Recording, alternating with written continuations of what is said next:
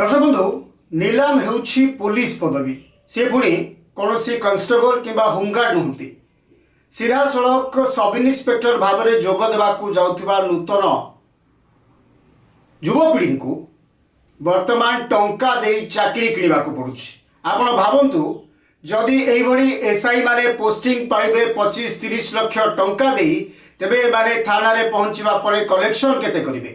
ए कथा काहेकि हमें कहूछु अनेक दिन धरी आपण माने अनेक घटना शुणिथिबे जे पुलिस लांच नेउथुवा बेले विजिलेंस हाथ में धरा पड़ी जार मुख्य कारण यह ही जे चाकरी समय रे दिया जाउथुबा लांच टंका। ये एमिति गोटे सांघातिक खबर सेतबेले आसिला जेतबेले ब्रह्मपुर रु किछि युवक मानकु बा जो माने एसआई पदवी पाई परीक्षा देइछंती सेमानकु धरा गला। जेतबेले सेमानकु ब्रह्मपुर पुलिस धरिला एवं सेमानक पाखरु ये तथ्य सामना को आसिला मुंड बुलेला भली खबर मध्य बाहर को आसिला। भावन्तु जदि पुलिस एसआई पाई 25-30 लाख बा 35 लाख टंका पर्यंत लांच निया जाउछि तेबे अन्य चाकरी पाई केते निया जाउथबो। सरकार परिवर्तन हेले लोकंकर आशा बढ़िला नियुक्ति पाई संभावना सृष्टि हैला किंतु ता पछरे भी टंका कारबार हबो एक कथा को केही सहजे ग्रहण करि पार नाहंती एवं जेउ संस्था को एमानंकु रिक्रुटमेंट करबा पाई दायित्व दिया जाइथिला सेही संस्था ही एमानंकु परीक्षा रे पास करबा पाई मध्य ट्रेनिंग दउथला। आपण भावंतु जदि चोर हाथ रे चाबी काठी देई सरकार चाहिए चोरी को रोकिबाकू तेबे ठीक करिवे कौन। ये कथा एवं ये घटना जितेबाला सामना को आसुची से समय रे मुंड घुराउची कारण ये छोटिया कथा नुहे। जहाँ को आपण न्यायिक व्यवस्थार दायित्व देवे जहाँ को अधीन रे गोटे थाना रहिबो जोठी लोक न्याय और हक पाई आसिबे सेठी लांच दे आसीथिबा एसआई माने अपराधी को छाड़ी साधारण लोक को न बांधिबे ए कथार प्रमाण बा ग्यारंटी किए से दब।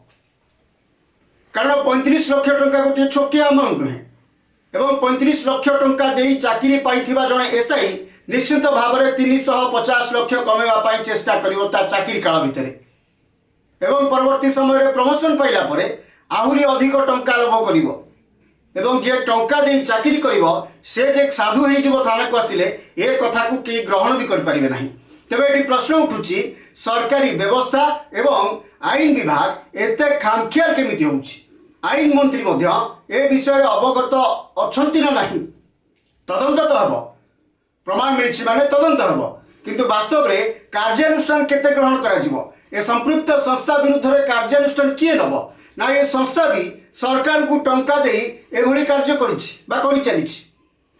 अनेक गुड़िए परीक्षार्थी एवं सेमाने पास होला परे बा तांकर चाकरी स्थिर होला परे एमाने टंका देवे एवं टंका दे चाकरी टिए करिवे।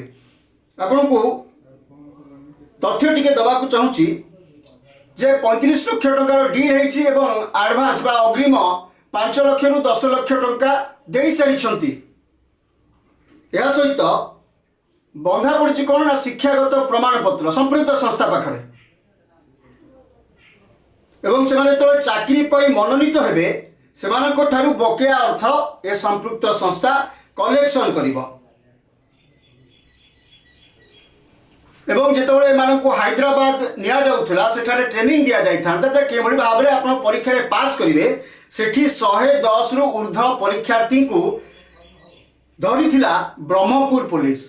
आमे तो साधुवाद देबु ब्रह्मपुर पुलिस को जे एते बड़ गोटे स्कैम एवं एते बड़ गोटे बेआईन काम होउथबा बेले ए परीक्षार्थी मानकु सेमाने धरिले एवं ए स्कैम रो सत्य सामना को आसिला।